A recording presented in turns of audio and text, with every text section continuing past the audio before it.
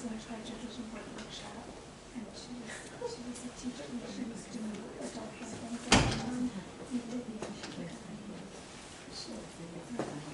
So I need you to help me. I have nobody to introduce me. So I'll introduce myself. But what I'll do is I'll say, give Greg Dwyer a warm welcome, and then you'll clap for like 30 seconds, and then I'll pretend that I wasn't here because I'll edit it. Nobody will know. And then I'll see that you're clapping, and if you're really clapping loud, I won't go out the back door. I'll go out through the front. Does that work? That works. All right, good. I do appreciate you being here. I traveled from Connecticut, but it's my pleasure. You're going to learn three things that will help you get focused and stay focused. So please help me welcome Greg Dwyer.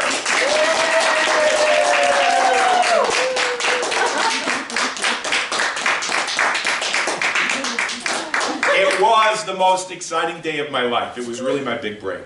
2006, Philadelphia. I was speaking to a group of business people. And I got to share the stage with one of my heroes. And after everyone left, he came up to me and he goes, Greg, how'd you think you did? I said, great. They loved it. They came up to me afterwards. They had questions. And 2006, remember this, I sold $10,000 at the back of the room as far as products. He says, good for you. And I said, you know, I can't help to think that people were excited, but how many of them are going to stay focused 6 months from now, or a year from now? You know what he told me? Nothing. He didn't say a word. And it really bugged me. That's why I didn't tell you the name of this guy. And I started thinking, why is it that some people are really motivated and they get focused and then they also stay focused, where a lot of people, they get excited, they get focused, but it's kind of like New Year's Eve resolutions. By February, which is tomorrow, 80% of the people that set New Year's Eve resolutions have forgotten about it. So what we're going to discover together is what took me 10 years to learn. Why is it that some people get really focused on what they want, but they don't just get focused, they stay focused year after year until they get what they want? So let me ask you this. What do you think most people rely on? Actually, let me ask you this. What do you rely on? What do you rely on? And it's not a rhetorical question, I really want to hear. What do you rely on to get focused? Shout it out. Good night's sleep. A good night's sleep. That's powerful. If you Google this question, that's the top answer. Did you Google while I was asking you that? Did you get a good night's sleep? Yes, I always do. All right, nice. All right. That's powerful. Anybody else? Letting go. Letting go. Yes, sir? Things to look forward to. Looking forward to something. Yeah, that's important too. Anything else? Yes? Prayer, first thing. Yeah. Meditation. Prayer, meditation, wonderful. Yeah, these are all good. So if you go on Google, you all know Google, right? You search Google. Good night's sleep is #1. Get out in nature, exercise, take breaks, listen to music, work offline, have a really great diet, avoid caffeine, have everything put in its place so there's not a lot of clutter, and get this, this is the number 10 one. Have a to-do list. How many of you have a to-do list? Now, all of these things have one thing in common. They all rely on the conscious mind. But here's what I learned. If you're taking notes, this is the first point. The conscious mind is easily distracted. I wish you were with me. It was 1972. I just turned 10 years old. It was Christmas. It was my birthday. I was up in Danbury, Connecticut with 34 of my family members. Big Italian family. My father's the only Italian in the room except, Irishman in the room, except for my Uncle Victor. Now Victor is kind of reminds me of like Santa Claus, but skinny, twinkle in his eyes. But everyone, you got to put yourself in this position. Everyone's talking, everyone's smoking inside, everyone's drinking, everyone's carrying on, and on top of it, nobody has a cell phone. They didn't exist in 1972. I mean, there was a lot of distraction in the room. And I'm 10 years old, my birthday on Christmas. All of a sudden, Uncle Vic, this is a true story, I couldn't make this up.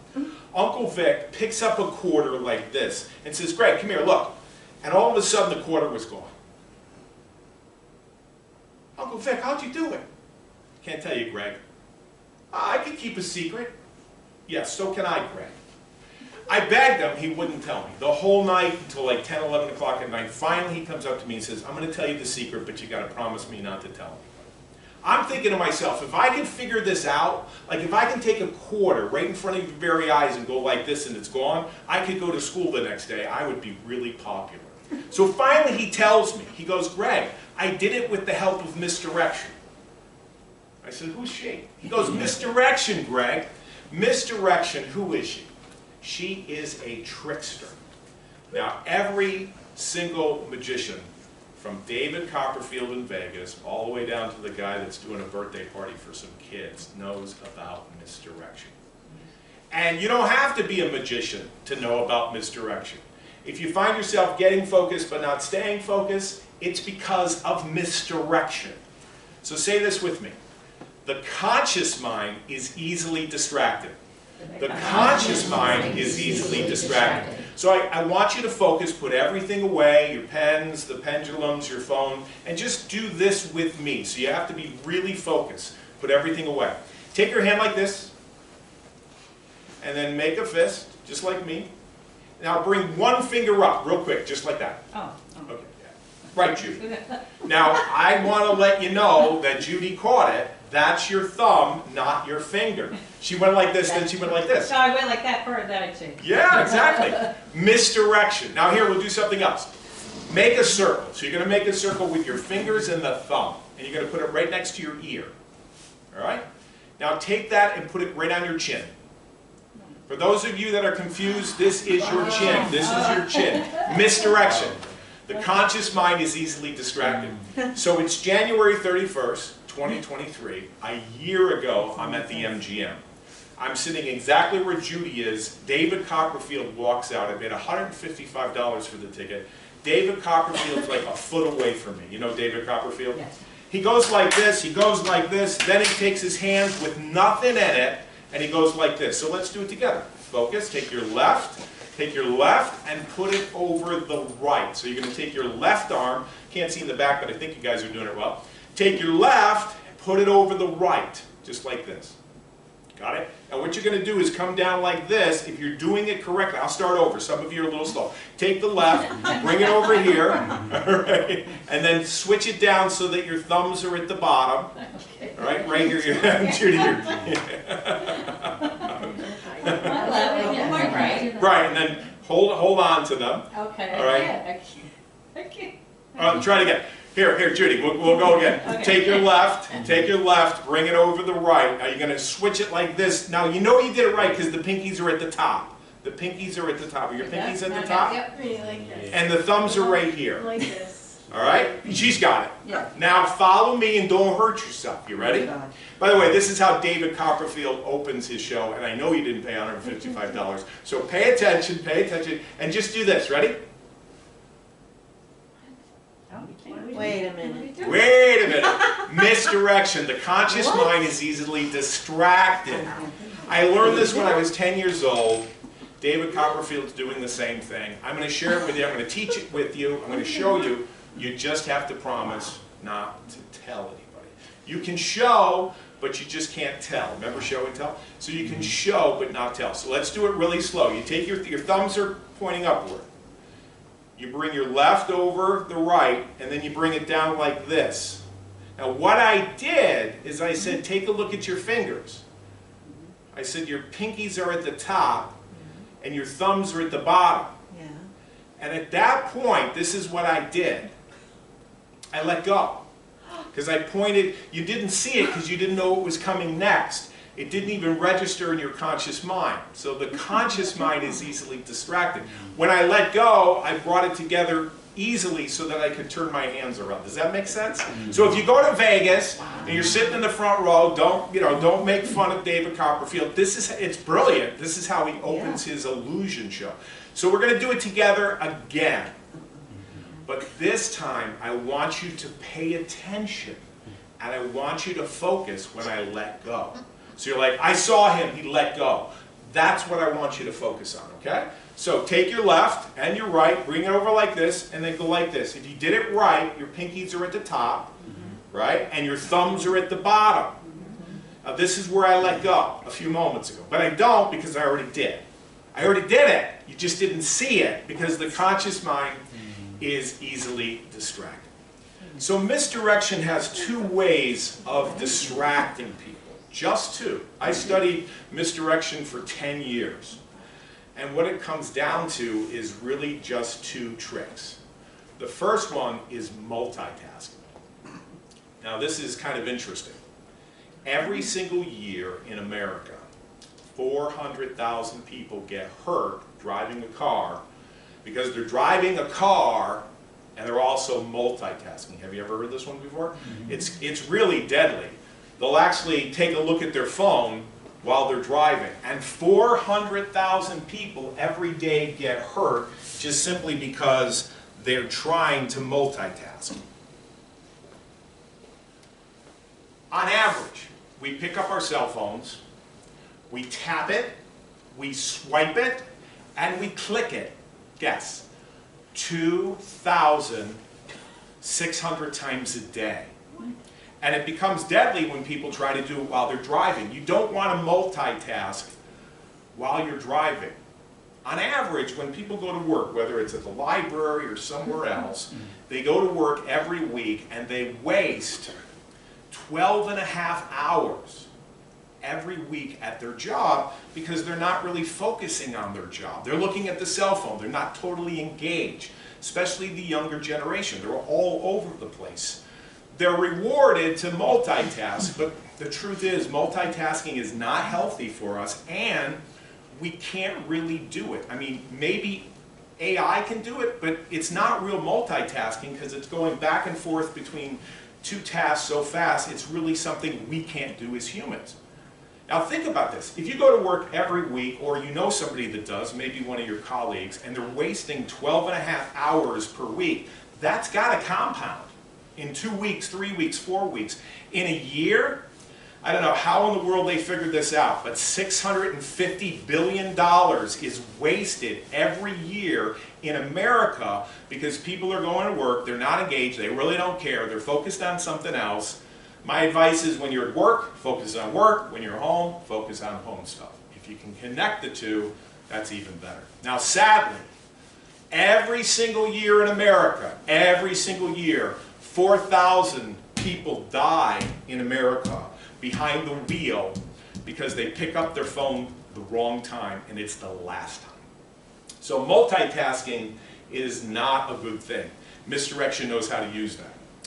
The other thing that she uses is overwhelm. George Miller, many, many years ago, wrote a paper called The Magical Number of 7. How many? 7. I didn't hear you. 7. Yes, and what he said was this. There's billions of bits of information going on in the room right now. We can't focus on everything. It's impossible. So what he said in this paper was 7 chunks or 7 bits of information. Maybe we can focus on 5, maybe 9, but it's just a few. We can't focus on everything. The minute we try to, we get completely overwhelmed and we're not focused. Have you guys seen this thing on the internet called the monkey business illusion? Anybody? No. Okay, spoiler alert. They have 2 teams. They have a white team over there with a basketball. They have another team over here with a basketball, but this team is all wearing black, like me. That team is wearing white. And all they do is they tell you to watch the video. You can Google it afterwards, monkey business illusion. And they say, count how many times the basketball is being passed over here at this one team, not that team. Don't focus over there. Spoiler alert, the number is 16. So they're passing the basketball, and they stop it, and they go, how many? Some people say 15, 14, you know. They're in the ballpark. 16 is the number. Some people get it, some people don't, some people feel really good about themselves, people's like that. Then they say, did you see the gorilla? This guy, 6'3", in a gorilla suit, walks out in the middle of the 2 teams, between the black team and the white team, beats his breast, goes like this, walks off, and only 50% of the people that watched the video actually saw it. Misdirection loves to use overwhelm It's amazing. I don't have a gorilla, but it would be like this. If I were to look around the room, or you were to look around the room with me to find 7 things that are red, you could, the flag over there is easy. I always see flags. That book over there, by the way, if you sign the book with your email, you get this video. That's red, the flag's red, that's red. Oh, my socks, look at this. My socks have red in it. So it's easy to find 7 things that are red, right? You look around the room. Now, if I were to say to you, now think of 7 things that are blue. That might be a little challenging because you have to think of the 7, you can't not think of the 7 things that are red. You still have to think of those things, right? Remember the book over here? My socks. That's blue. So you got 7 things that are red, 7 things that are blue. Now if I said to you, now I want you to add on that another 7 things that are red. You're like, please, I'm getting overwhelmed, right? Or then if I said to you again another 7, how many of you can keep up with this? 7, 7, 7, 7, blue, red. Could you? I couldn't. Unless you're really good at memorizing stuff. So back to the monkey business. The group wanted to see it again. So they said, all right, sit down, we're going to play the video again. You can Google this, I'm telling you the truth. Count how many times this team over here is passing the ball, but look for the gorilla this time. Because the gorilla's going to walk in. So they're counting over here. Everybody knows it's 16, so it's not a big deal. All of a sudden, this gorilla guy walks in, beats his breast like this, goes like this, walks off. And they say, they turn up the lights, they go, hey, how many of you saw the gorilla? Everybody saw the gorilla. They felt so good about themselves. Like, we saw the gorilla. It's cool. Then they said to the group, did you notice that the screen, the curtain, turned colors from red to blue? Did you notice that? Not one person in the room noticed that because they were looking for the gorilla. What I learned from Misdirection is she likes to distract people. And the way that she does it is with multitasking and overwhelm. And the reason why she does is because the conscious mind, say it with me, the conscious mind is easily distracted. So then I thought to myself, okay, if the conscious mind is easily distracted, and I learned this in 1972, and I spent 10 years learning magic, working backstage for Doug Henning, the magic show, studying, really serious about this topic, and realizing how easy it is to distract people using misdirection, then maybe, just maybe, the answer to focus is the unconscious, or the other than conscious mind, like, the subconscious. And then my mom had a conversation with me that I'll never forget. We're sitting in the living room of my family in New Fairfield, Connecticut. My dad is sitting here, my mom is sitting here, I'm sitting here, my sister's sitting there. It's in the 70s. And all of a sudden the television's on and the commercials are running. My mother rolls her eyes. Nice Italian lady, brown eyes, brown hair, very outspoken, very religious, and all of a sudden it's the Poltergeist or it's the Exorcist. I think it was the Exorcist, now that I think about it. She rolls her eyes, and I'm like, Mom, I'm thinking to myself, Mom, what is the problem? It's just a commercial, I said. I still remember this. I'm 60. I just turned 60 on Christmas. I still remember this like yesterday. She said, Gregory, be careful what you expose your mind to. I'm like, Mom, give me a break. It's just TV. It's no big deal. It's just a commercial. Then I realized that she was telling me the truth. This hasn't been on the television since January 10th, 1984. You won't remember it because you weren't here. But the commercial was, where is the... Come on, folks. Where's the beef? You don't remember that? Oh, yeah. Where's the beef, right? Where's the beef? Here's another one that you know. Shout it out if you know it. Don't squeeze the... Charmin. Oh, the lemon. Judy says the lemon. That's Judy is ahead of us. That's fine. Don't squeeze the Charmin. Here's another one. Barry Manilow. He wrote jingles back in the 70s and 80s. See if you remember this one. You deserve a break today at McDonald's. These commercials haven't been on for years. But what they do is they show us an image. Then they play some music, they make us feel a certain way, and over and over and over again, they are conditioning us to buy their product. Yeah. Definitely, that's how they're doing it. So I think the best example of this is a movie that is dear to my heart called Groundhog Day. In fact, on Tomorrow. February 1st and the 2nd, I will be watching. How many of you seen the movie? We'll see how well you know the movie. So Phil Connors, think of a triangle, because at the top of the triangle, Phil is all about himself. He doesn't care about anybody else, doesn't care about love. He's so focused on himself. So he goes to Pennsylvania to do the interview, the whole thing about the Groundhog Day. So he's sleeping, and then the alarm clock goes off, and then the music plays. How many remember the music that plays? Sonny and Cher. Yep. I got you, babe. Yeah. Right? Don't make me sing, Judy. So that's the music. He gets up, he looks out the window, just like I'm looking down the hallway, and he sees everybody going up to Nobbler Hill. It's Groundhog Day. And then he hears these words. Now, I'll be really impressed if anybody can keep up with me. Rise and shine, campers, and don't forget your booties, because it's Groundhog Day. Actually, it goes like this. Rise and shine, campers. It's cold outside. Don't forget your booties. And he's like, okay, whatever. You know, no big deal. The next day, the alarm clock goes off, the same music, right? Remember? Sonny and Cher, I got you, babe. Rise and shine, campers, and don't forget your booties. There's two of them. Because it's Groundhog Day, and he gets up, he's like, they're playing yesterday's track. What he doesn't realize is he's playing yesterday's track.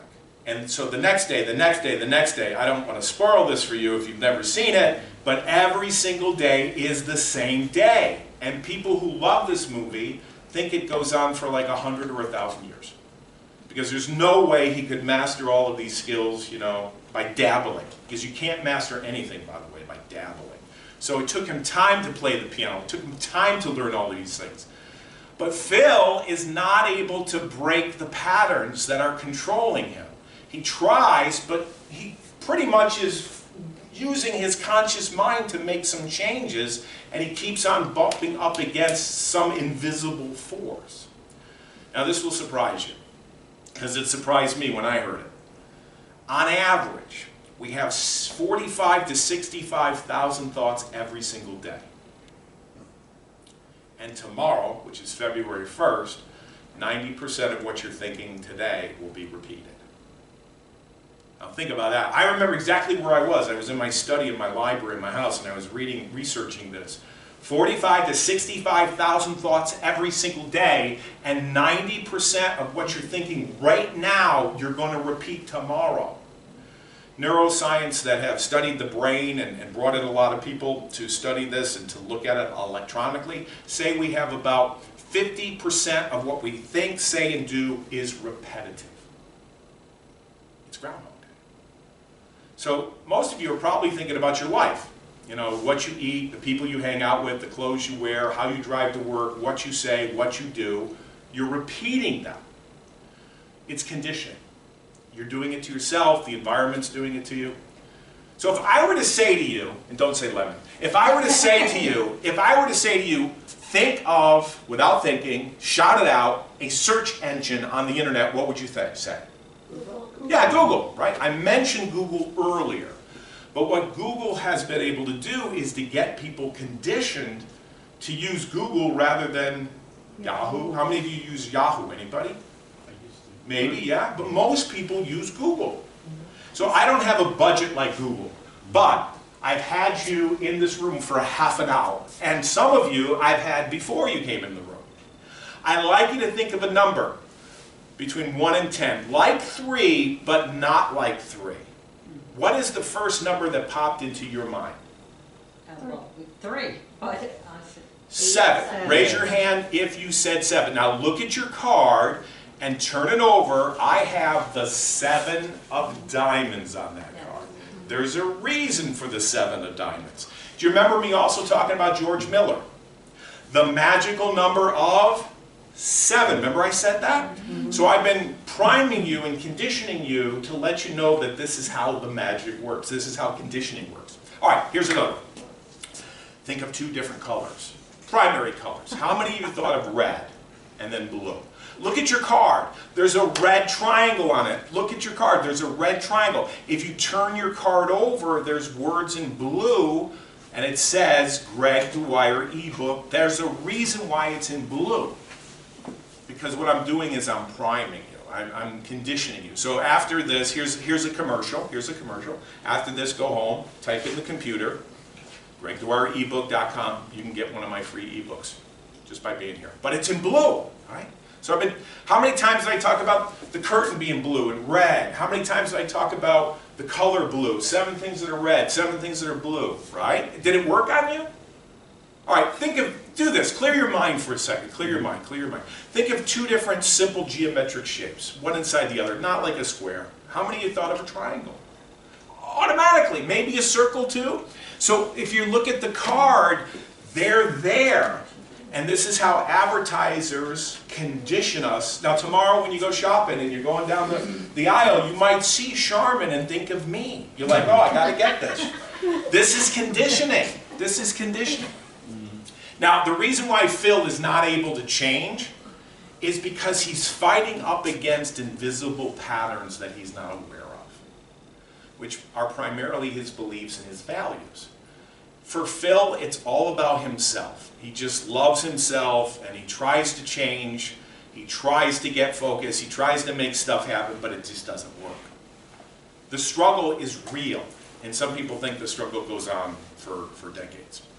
I don't know if you guys can relate, but back in 1999, I was living in Cleveland, and I wanted to get back to Connecticut. And I thought to myself, if I could just get back to Connecticut, my roots, tri-state area, my life will be better. Now, my life wasn't bad. It wasn't like I was living in my car or anything, nothing like that. But my life wasn't really where I wanted it to be. So I came back to Connecticut, and I moved in with my uncle for a few months before I got settled, and I was there at his house December 31st, 1999.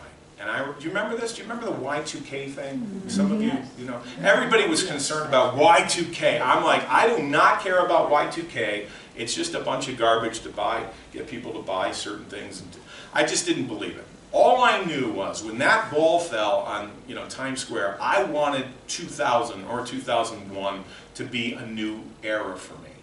I really did. That was the time I started listening to cassettes. That's when they had cassettes. You probably don't know what cassettes are, but yeah, all these different motivational speakers and books and all of these courses. I must have spent thousands and thousands and thousands of dollars in 10 years because I was hungry. I wanted to learn.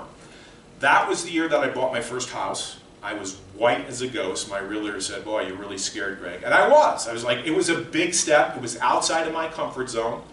Bought my house, and then I heard that Jim Rohn was coming to town to Boston. Anybody know Jim Rohn? Has he ever heard of Jim Rohn? Was a business motivational speaker, very kind man from the Midwest. Really brilliant in that he was the mentor to Tony Robbins, and so they worked together for many years in the 70s and 80s. And I found out that Jim was coming to Boston. So this was before Easy Pass. This was before you didn't have people working. Like, you literally would drive up and there would be a person there to take your money. So I drove from my house in Connecticut, Litchfield, all the way up to Boston to see this guy. Because I was really hungry. I really wanted to learn. I really wanted to change my life around. I found myself making a couple steps forward, then a couple steps back. It was good, but it wasn't great. When I got to the toll booth, I didn't have the money. I was paying my mortgage in my house. It was pretty tight. I had pennies in my pocket. I had a lot of dreams.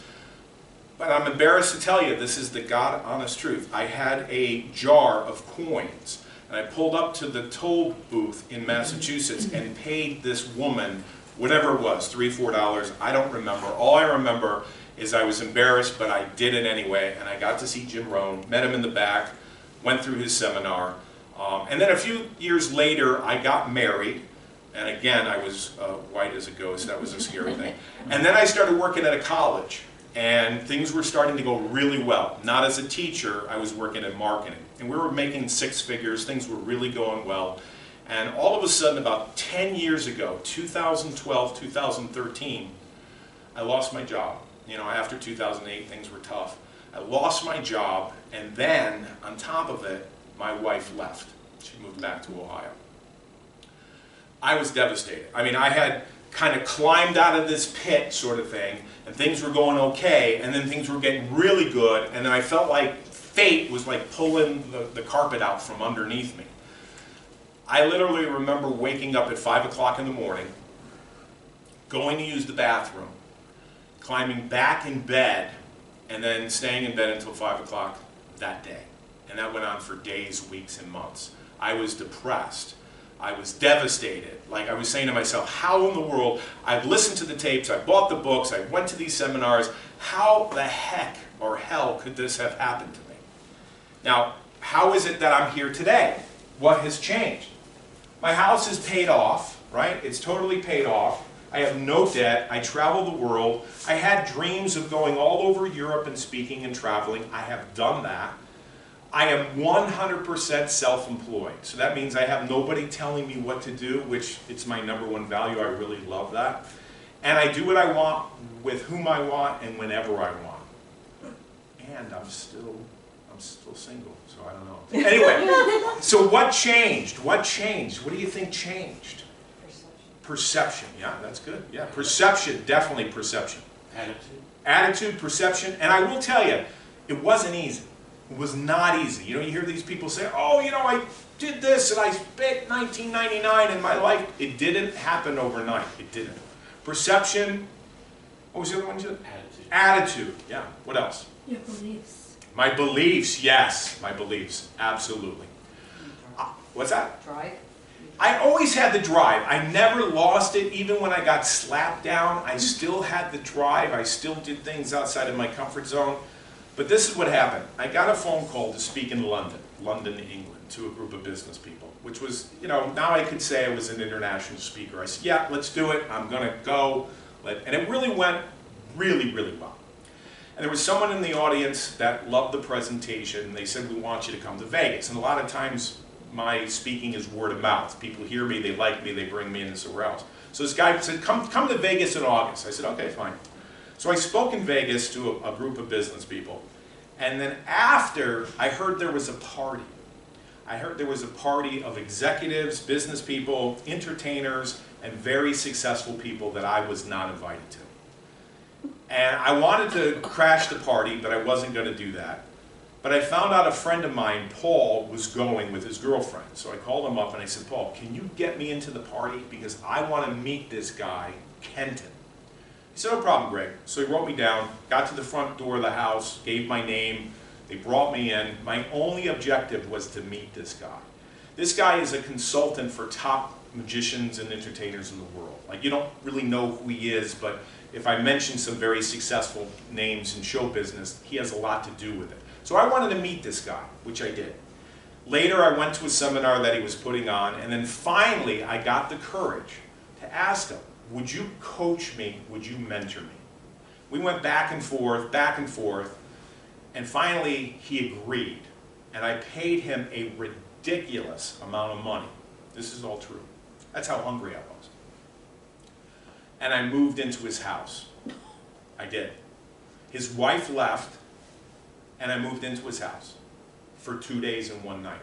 And we worked around the clock, working on my beliefs, working on my values, and the first thing I still remember to this day, we were sitting in his kitchen, and I said, what is the secret for getting focused and staying focused and making yourself a successful person? He says, can you keep a secret? I said, what? I said, why would you ask me that? I came this, what do you mean keep a secret? He said, listen, you can't just tell people these things in passing. You can teach them, you can mentor them, but you just can't tell people these things because they're not really going to listen or really absorb it. I said, okay, fine. I said, so Kenton, what is the secret? He said, Greg, it's really simple. People who know what's important to them, that's why I had you write those things down.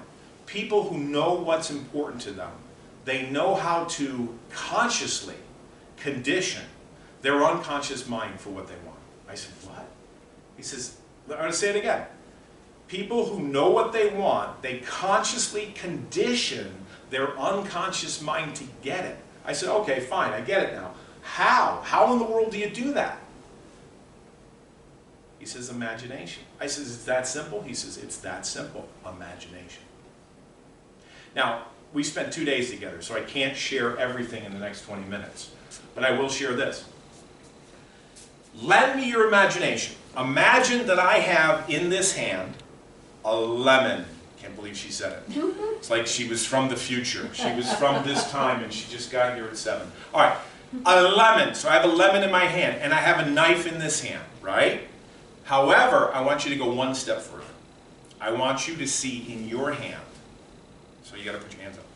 I want you to see in your hands, put everything away, a lemon in your right hand, and a knife in the other. Now, I know this sounds silly, but what Kenton was sharing with me is people who are really successful and they stay focused and they're able to follow through. They are using their imagination to hypnotize themselves. That's what they're doing. They're using the same thing that commercials use to get you to say, where's the beef? Or how, you know, all of these things. Let me make it really easy since this is your first time. Is this easier? Ta-da! All right, so my friend James Mapes, he has done this for years, started in the 70s as a hypnotist, and he literally walks out with a real lemon. This is not a real lemon. But he walks out with a real lemon and he bites into it. And it takes him like 5 minutes to recover. I'm not doing that, but he does that. But imagine, stay with me, stay with me, stay with me. In your hand, you have a lemon. All right? In the other hand, you have a knife. Now, I want you to focus your imagination because this is the key. This is the key. Now, imagine you take the lemon and you smell it. How many of you smelt the lemon and you smelt it? Okay. Now, you can feel the lemon, and it's kind of got, this has bumps on it. Now, imagine you have in your hand a knife. Imagine you have in your hand a lemon. We're doing this together. You're going to take the knife that's in your one hand and you're going to cut into the lemon. And what's going to happen is the juices are going to start coming down your arm. Thank goodness it's only your imagination. You don't have to bring your stuff to the dry cleaner tomorrow.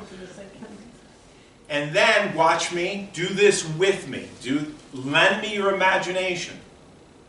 Take the lemon and put it in your mouth and bite into it. My friend James really does it. So how many of you got a sensation higher than a 10, 11, and 12? On a scale of 1 to 10, 12, like it was really, you did, right? In the back? Who else? Anybody? You did as well? How many of you just really felt it? How many really felt it? What's your name? Colleen. Colleen. On a scale of 1 to 12, 12 being like really high, how much did you feel it? Like really, the sense? Like 7 or 8. Okay, anybody, what about you, ma'am, in the back?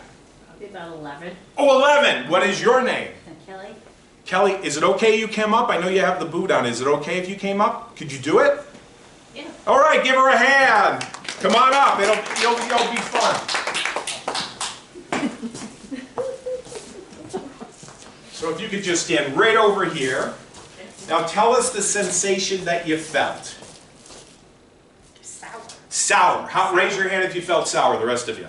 Yeah? Did you feel sour? Yeah? All right, good. And what was in your left hand? You're going to tell me a knife. That's what I'm supposed to say. Yes, and what was in the other hand? A lemon. Excellent.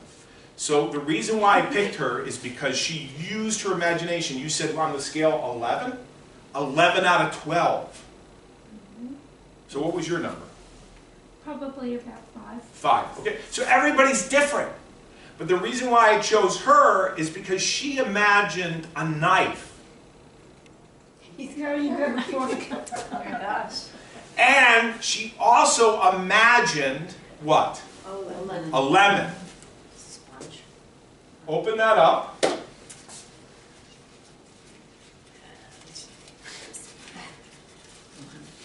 not opening it yet. Press gas. What do you think it says? Oh, it's going to say something? Why not? I don't know if it's going to be something. 11, Cynthia. Imagination! Thank you so much. Give her a hand.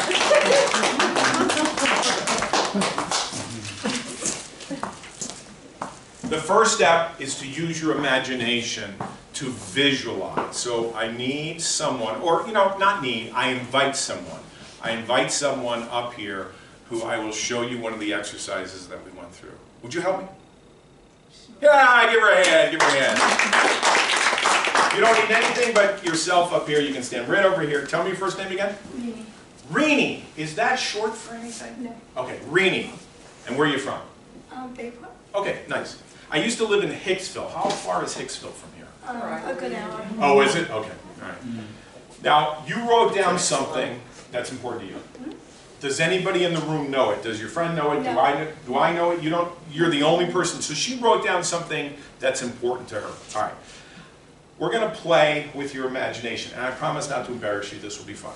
So I invite you to stand facing them, and then ask yourself this question. On a scale from 1 to 3, 1 being you don't feel good about this, 2 is in the middle, and 3 is higher up. How confident do you feel that you picked the right thing and that you deserve this? Like, it is your destiny. Like, this is really a value that's good for you. It's good for other people. And you feel that you're going to focus on it and you're going to get it. Like, 1 is like, I don't know, Greg, I'm not really sure. 2. An absolute 3. 3, absolute. All right, good. Follow me. Take your 2 hands like this. Almost bring your fingers together. Now, in between your 2 hands, I want you to imagine a gold light that's pulsating. And then in the middle of the 2 hands of this ball of light that's pulsating, I'd like you to put that word. Don't tell me. Just imagine that word that you wrote down. Now, as you're looking at your 2 hands, you're going to notice something about your 2 hands. And the word that you wrote down between your 2 hands is in the middle. But you're going to notice, and this is kind of strange, but I'm going to ask you to use your imagination. I'm not going to do this to you. It's not like I'm going to hypnotize you or anything. Your hands are going to come together. And what's happening is, this is an indication that your unconscious mind and your conscious mind are working together to give you what's important to you. So this is focus. This is focus using visualization and imagination. So, Rainey, between your 2 hands is a word.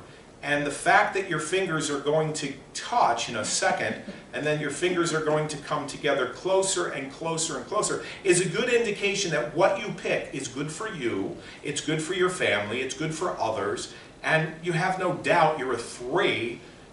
Okay, good, excellent, very nice. Okay, very nice.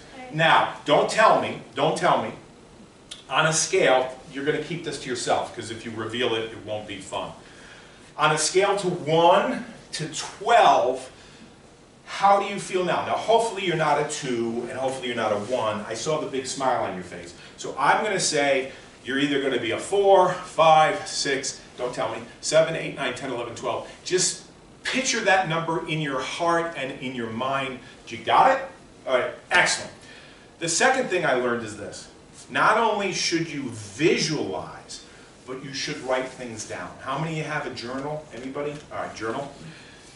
I met Mark Victor Hansen and Jack Canfield back 2009, and I shared a stage with Jack, and after it was over, I bought his journal. So since 2009, I've been writing things down.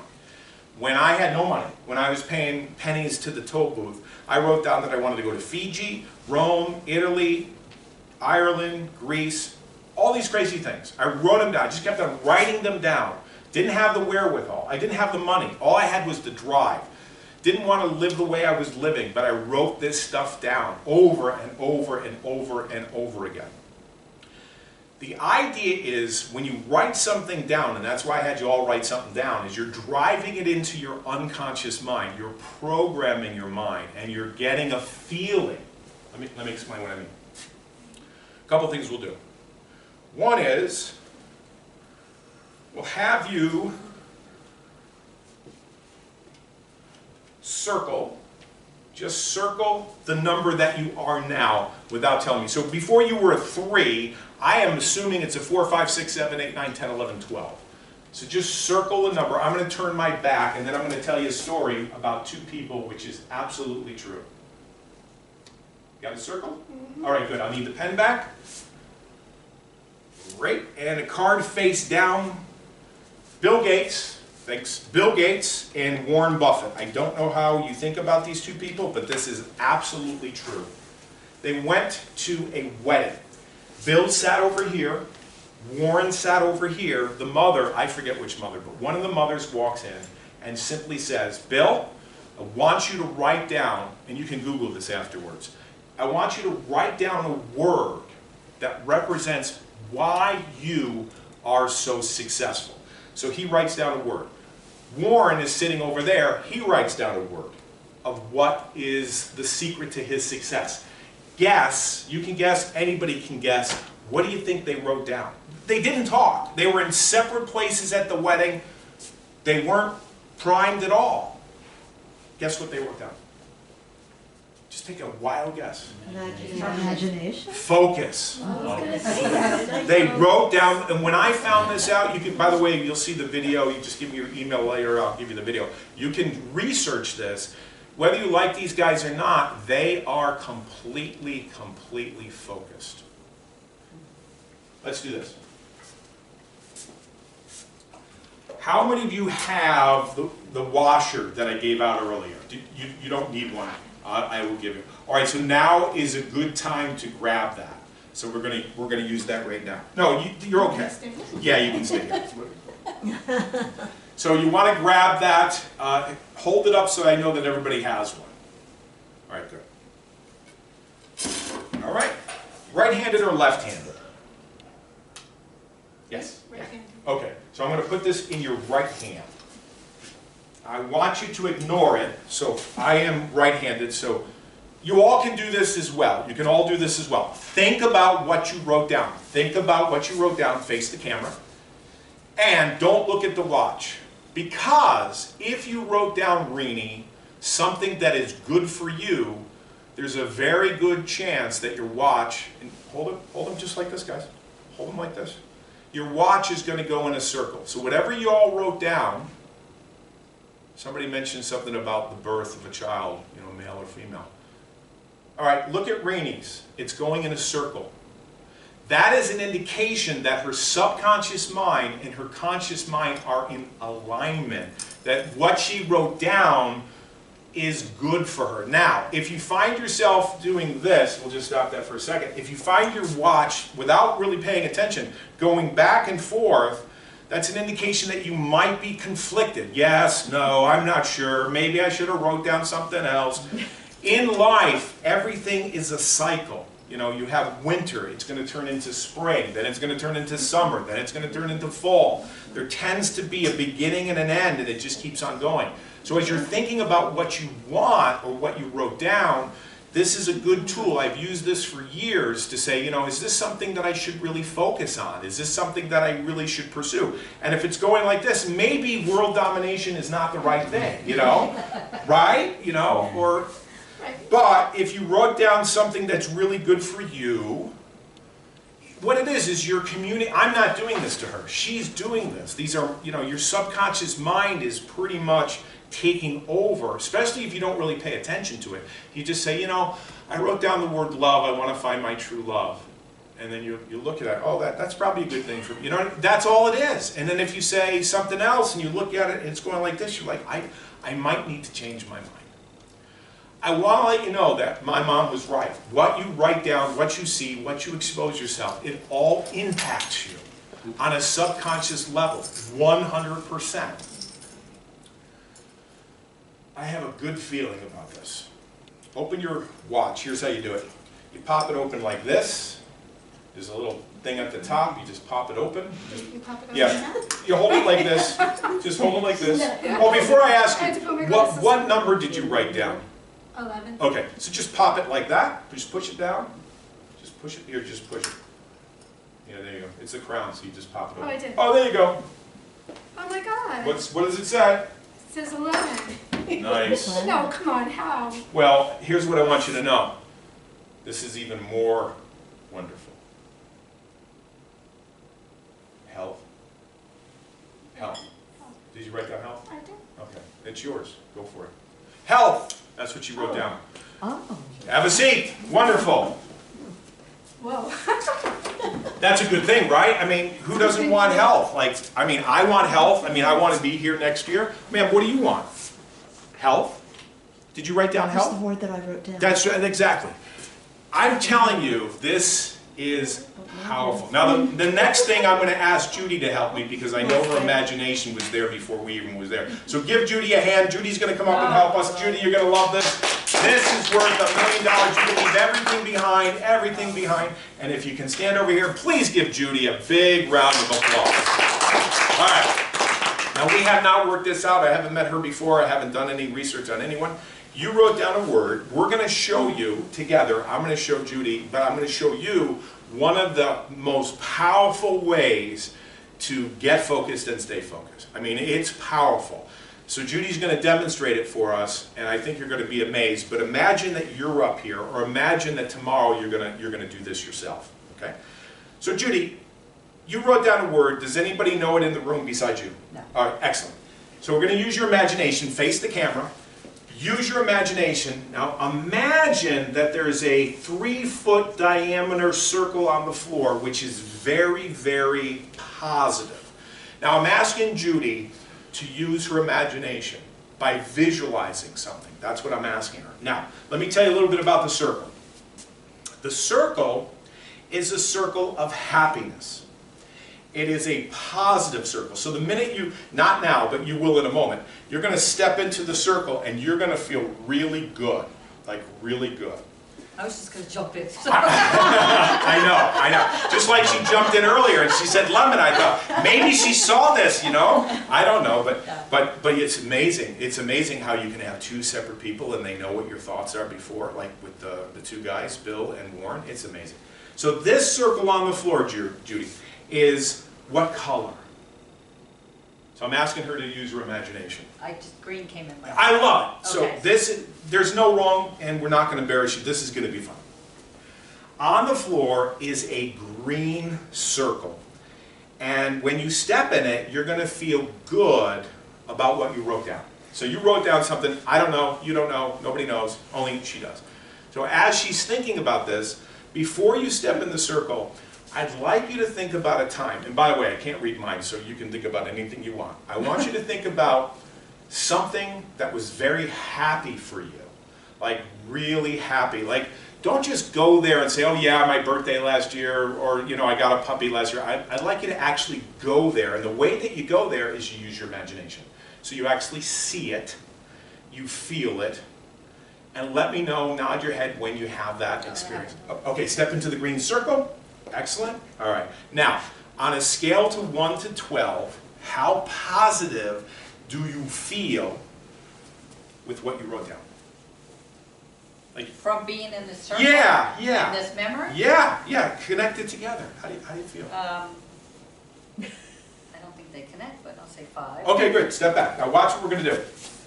So far, we've been playing with her imagination, what she sees. I created this deck of cards. They're not for sale. Every single card is different, and every single card has an affirmation on it. There are 52 cards. Take a look at them. I've memorized every single card. Every single day, Monday through Friday, I get up and I say to myself, stay positive, think successful. There's only one rule in life, and that's to love yourself. No fears, no limits. Imagination is the first step towards reality. I have all of these things memorized because what I'm doing is I'm programming myself. You're going to pick one, so just take a look. I'm programming myself. Look at it? Yeah, I want you to pick your favorite. There's 52, so you're going to actually look at them. So she thinks she's consciously choosing it, but there's more to this than meets the eye. So what I do every single morning is I go through these 52 cards so that I don't have to think about it. And when I'm in traffic, stay positive, think successful, I can and I will. Do you find one that you really love? Love? Well, there's 52. We can be here all night, but it's 7 o'clock. Oh, it's 8 o'clock. So yeah, which one do you love? All right, this one. All right, you don't have to keep it secret because you're going to say it out loud. It's not a magic trick.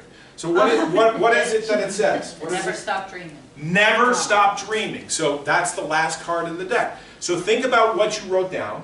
All right. Now say that out loud. Say it out loud. Never stop dreaming. Never stop dreaming. So what we're doing is we're using what she sees, what she feels, and what she hears. We're using the 3 modalities so that she's moving closer to what she wants. So you wrote something down. Say it out loud again. Never stop dreaming. All right, I can take it because I'm sure you can memorize this. All right, so imagine that green circle is positive, and that what you want wants you. And can you think of a time when you felt really good about yourself? No. No? No. Is that true? Yeah, not right now, no. All right, think about it. All right, think about the last time you were happy. Just think about it. Nobody's going to know what you're thinking, believe me. Do you have it? Yeah. Is it just here, or are you experiencing? I want you to relive it like you're going over the roller coaster. You're actually in the seat, like you're actually there. And I'll know when you get there. You can feel it, okay? Okay. All right, now step into the circle and say that thing that you said earlier. Never stop dreaming. And tell me how you feel now. 5 or more? Say, okay, all right, that's fine. It might be tough up here for you. Now, no, there's nothing wrong here. Now, let me ask you a question. Do you smell lemons? No. Okay, stand over here. Allow me to use your imagination. Now, over here, she was a 5 over here, by the way.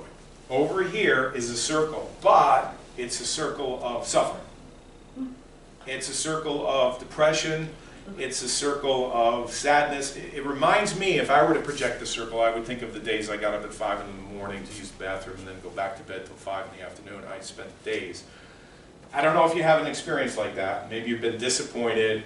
Maybe you've been frustrated. Can you think of a time when things didn't go your way and you were frustrated and you were like, maybe it was a car accident, maybe it was a relationship, maybe it was a financial situation that didn't go well? Can you think of something like that? Sure. All right, can you go there now? I don't want to. I know. So intellectually, oh, I got it. I'm asking her to kind of slip into it. What color would that circle be? It doesn't have a color for me Good. because I don't want to go there. Yeah, no. And it's fine. You don't have to go there. You could tap your foot there, or you could just look at it. It's up to you. It's I'll just look at it. okay. So by just having this conversation, are you still a 5 or are you lower? About what you wrote. How do you feel right now? How do you feel? I feel good. Okay. Hold on to this. Have you ever felt frustrated? Of course. Okay, good. There's 2 keys and a lock. Open the lock and you'll find that it doesn't open. And then tell me how you feel as you think about that circle. Think about a time when you felt frustrated, when things didn't go your way, when things were a struggle, when there was disappointment. You definitely have to wipe that smile off your face. See, she's laughing. What's the matter? Because I worked through it. That's You did all. work through it. I just know, I mean, but I worked But through can you go back there? Can you actually experience it so you actually emotionally, make believe you're an actor and the camera's rolling and you have to take that part of something that happened to you. Can you go there or you just don't want to go there? I don't want to go. Okay, all right. But if you could go there, would you be less than a 5? If you emotionally... If I went there? Yes. Yeah, it would be less than. Okay, so here's what we're doing. Judy, thank you for doing this. Okay. We're using her imagination. There is no green circle over here, right? And the feeling that she taps into is a thing that happened in the past, right? Now, we're using her imagination with the circle over here, which doesn't even have a color. She's using her imagination by what she sees, and she has feelings. She doesn't even want to step into it. Try the lock again. And she's telling us that definitely wouldn't be a 5, just because maybe the lock doesn't open. So does this make any sense? All right, now step over here. And as you're doing that, I want to ask you the question, do you smell lemons? Okay, good. All right. Sorry. So, no, you're doing fine. You're doing fine. You're doing wonderful. So imagine that green circle, right? All right? And imagine in a moment that when you step into this circle, you are going to embody what you wrote down. Like what you wrote down, you're going to feel it from your ankles all the way up to your shoulders to the crown of your head, and you're going to have a great feeling that what you wrote down is good for you, it's good for others, and you feel good about getting it or being it or having it. So before we have you step in, we're going to ask you to think about a really positive time in your life. Don't just think about a positive time in your life. Actually go there. So you're actually seeing it. You're saying something to yourself. Remember the card over here? The card was never stop dreaming. Remember? And then step into the circle. How do you feel now? Do you feel any different? I feel happy because I can reflect on what happened. Nice. Step back. If I were to say, Judy, are you still at a 5, or are you over here, or did you get up to a 6, or how do you, if you had to put a number to it? Well, with the last, Yeah, tell me the number. Just gut feel. I'd have to go higher. Give me you know? one. 11. All right. So Judy, this is the grand finale. Pay attention. This is worth probably what I spent 2 days with Kenton with. This is the key that opens the lock. I just heard this the other day. Old keys cannot open new doors. So if you want something that's new and it's outside your comfort zone, you have to do something different. This is the only key that opens that lock. And I wouldn't set you up and I wouldn't trip you up. This is absolutely the truth. I'll take the card. You can take the 2 keys out of the lock. Now I want you to imagine, Judy, that I am in a moment going to hand you this key. You're going to take this key, not those keys, this key. You're going to see it going into the tumbler. You're going to turn it. You're going to feel it. You're going to actually feel the tumbler turning. No frustration, actually joy. And then you're going to hear, see, feel, hear. You're going to hear click, and it's going to open up. And you're going to do it at the same time that you stand into the green circle. Okay. All right? Go ahead. Step in. And tell me how you feel now. Better? All right, step back up. All right, great. I'm not touching it. Oh. Take the keys, hold them all in your left hand. All of the keys in the left hand. Left hand, good. Close the lock if you can with your other, yeah, that's fine. So you got the lock closed, and you got the 3 keys. Shake them up somehow so that you don't know. Yeah, just don't know. Now, do you know, honestly, which one will open that up? I do. Okay, can you give me the Rainey? Just give them all 3. We're not working together. I don't have a budget for that. Shake them up, just shake them up, shake them up, shake them up, shake them up. All right. So, hold up the 3 keys. There you go, 1. Actually, you know what we'll do? We'll give 1 to the gentleman behind you, and we'll give 1 to the lady next to you. So, there are 3 keys. Only 1 opens the lock. Do you want me to pick from somebody? You will, you Oh. will. But before you go there, just like the lemon, because you were ahead of us, just like the lemon, I want you to imagine that before you pick the key, you're going to go into your theater of your mind and you're going to imagine seeing yourself picking the right key. You only have 1 choice. Okay. And then you're going to come back. You're going to step into the green circle. You're going to have faith that it works. You're going to turn it. It's going to pop open. And then what are you going to feel then? Yeah, hopefully you're going to feel great. But I want you to go there first by what you see. I want you to play the commercial in your mind first. I want you to have a happy feeling about this. I want you to project that it's going to work out. And you're going to see it. You're going to say to yourself, never stop dreaming, never stop dreaming. I'm going to do something I've never done before. I might look foolish here, but let's see what happens. You ready? Okay. Yeah. All right, go ahead, pick one. Step back in your green circle. Okay.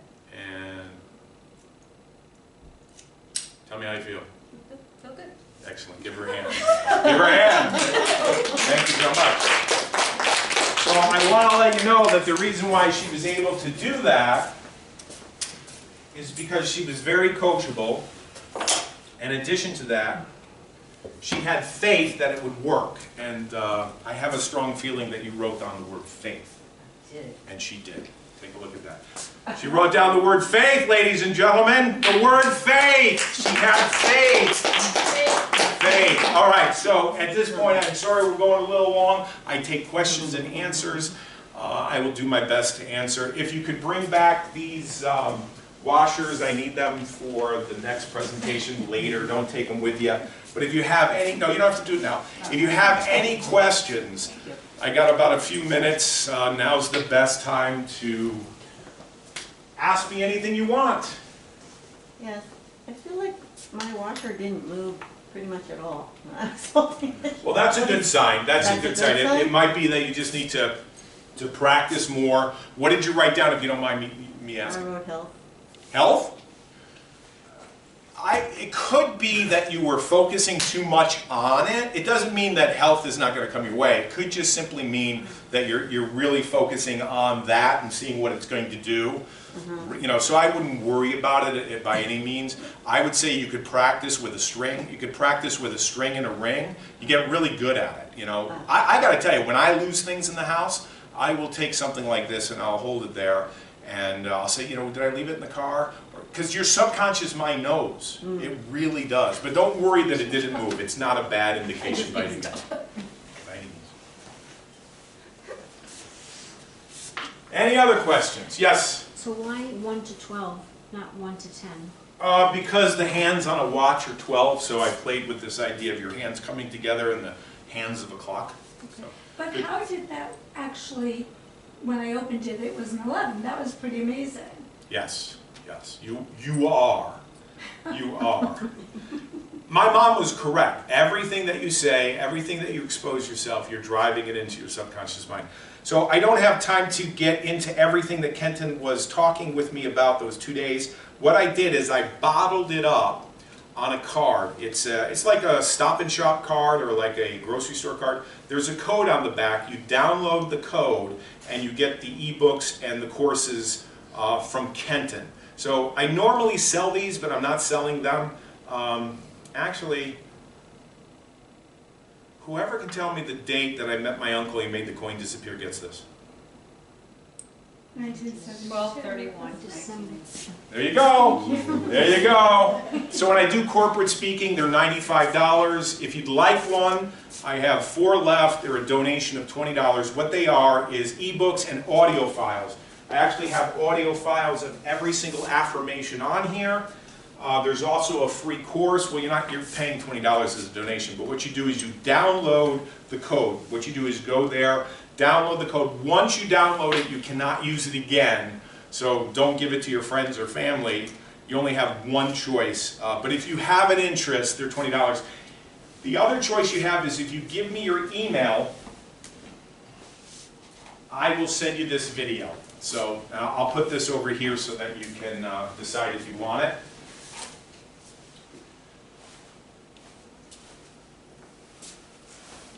Any other questions?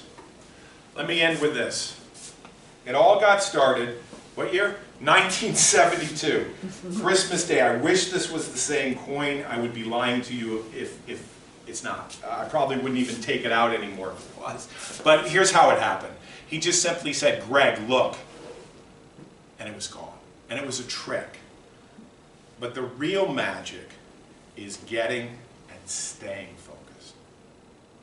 Can you imagine that? Have a good night. This was excellent. Thank you. I appreciate it. Thank you so much.